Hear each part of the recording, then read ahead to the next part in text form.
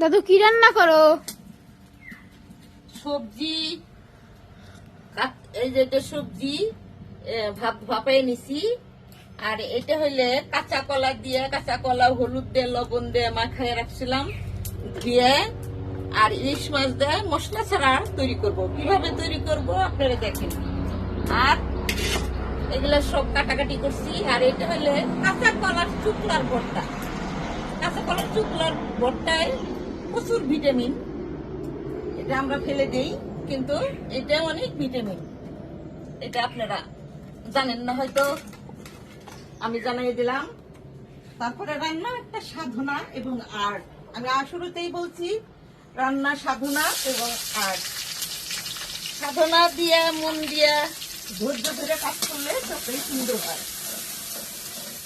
এখন এই যে দেখেন, সবজি ছাড়া সব নাকি মশলা ছাড়া আমি তৈরি করবো।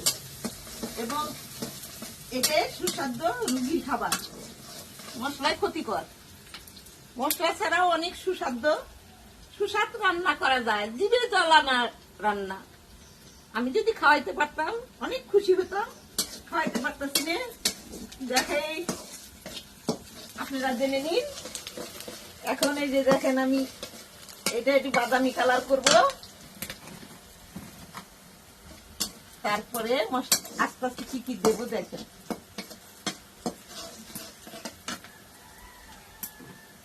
হ্যাঁ, এই যে পাঁচফোড়ন দিলাম, একটু আসুন। আর এই যে আদা রসুন বাটা,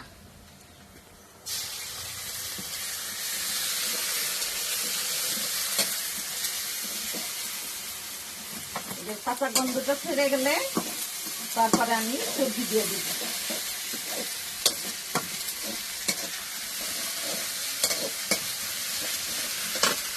এই যে সবজি দিয়ে দিব। এই দেখেন, কোনো মশলা দিলাম না, এই মশলাই রান্না হবে।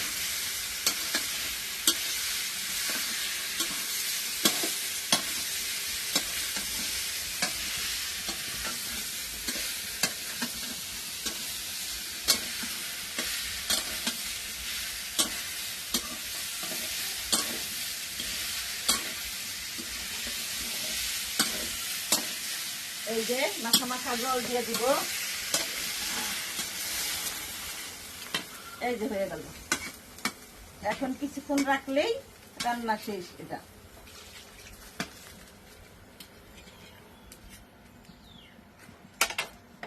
এখন মাছ